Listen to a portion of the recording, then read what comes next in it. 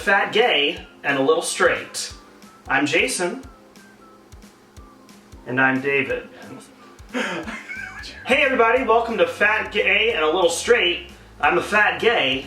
And I'm a little straight. No, it's obviously the other way around. Yes. I mean, it's not obvious which one of us is straight. But essentially, what we're doing is we're just going to be reviewing movies, reviewing TV, really whatever we want to do. Last week, we tried to do our first video. I want to wear my glasses so bad, but it's creating a glare. Do you have contacts? No, I don't need to see. Oh, okay.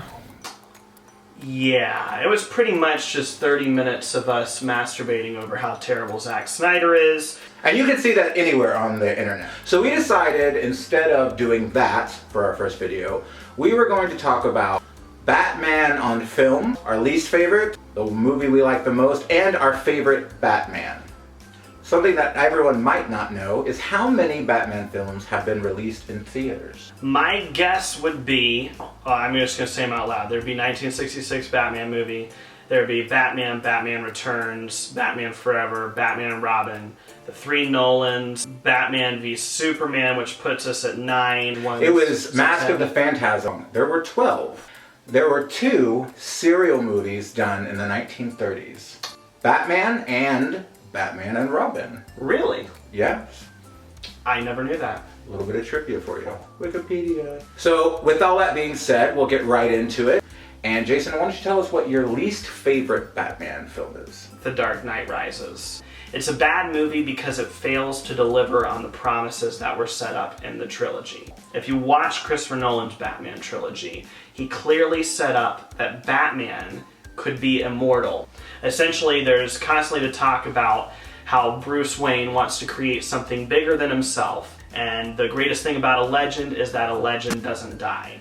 Batman is immortal, and that Bruce Wayne is mortal. For me, my least favorite Batman film, and he's going to be very disappointed, is Batman and Robin. And why? The reason is because it's just a terrible movie. I know what they were going for. They were going for a more of a comic book atmosphere. But I don't think that they actually got there. I think they went there in the Starship Troopers way, in a dumb way. And, shock of all shocks, my least favorite thing is not Arnold Schwarzenegger as Mr. Freeze. I just think in general the film is poorly done. But it still did make money. However, it is also responsible for us waiting as long as we did for the next Batman film. True. My argument for Batman and Robin, for the most part, is Batman Forever. I think that Batman Forever fails at what Batman and Robin does. Batman Forever tries to add some campiness into a serious world. Okay, you're not succeeding at being serious, so all we want to see is Jim Carrey and Tommy Lee Jones together. Totally agree. I'm not a fan of Batman Forever. It is really a toss-up between those two. I think George Clooney makes a great Batman. I think Val Kilmer makes a terrible Batman and Bruce Wayne. I mean, personally, any moment that has Val Kilmer and Nicole Kidman, I can't deal with it. It's painful. Terrible. There is a lot of hate for Jim Carrey in that movie. I love And Jim I think Carrey. he is absolutely the best part of that movie. I think his Riddler is full-on brilliant. Joygasm!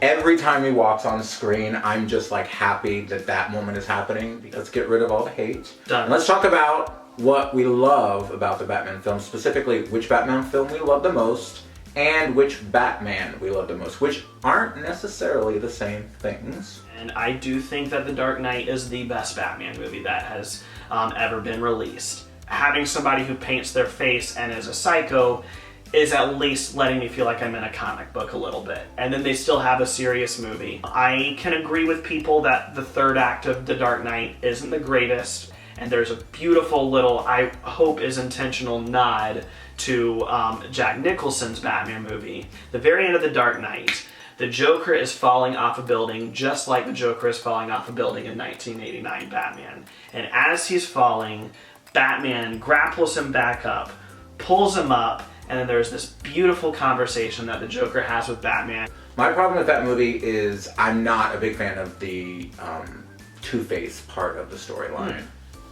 My negative thing that I'll say about The Dark Knight is Maggie fucking Gyllenhaal. She is. You do not abysmal. like her. So my favorite Batman film also contains my favorite Batman, which is Batman Returns. I think what Batman Returns does is it brilliantly combines comic book and real darkness. Specifically, everyone in that film is so perfectly cast. Michelle Pfeiffer. Michelle Pfeiffer as Catwoman. I remember even back then when they were like, Michelle Pfeiffer's playing Catwoman. Really? Wasn't she in Grease 2? I cannot think of anyone who would be better in that role. Danny DeVito as the Penguin, that entire storyline is just so well in done. It for just even a couple a seconds. split second, who's also now playing the same In role on a Gotham, television which show. is amazing. Gotham. Yeah. Interesting. I just can't think of it getting any better than that. And contains my favorite Batman, which is Michael Keaton.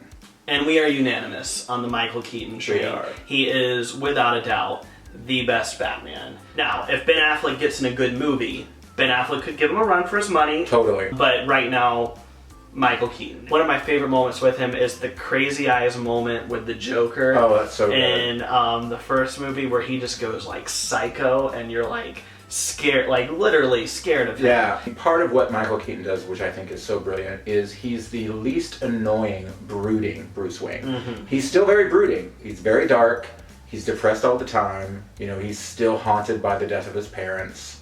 But it's not in this heavy-handed, annoying way. It seems real, and it's interesting. It really shows how good of an actor that Michael Keaton really is. Absolutely. Probably, you know, one of the top underrated actors. And I think he really represents the greatest ability for people to not realize Bruce Wayne is Batman. One of the fun things we do is the concept of telling our gay audience and our straight audience what they would like about the movie. Yeah, what's gay about the movie, as in naked man's butts, or what's straight about the movie, like naked women's butts. That's what straight people are into, right?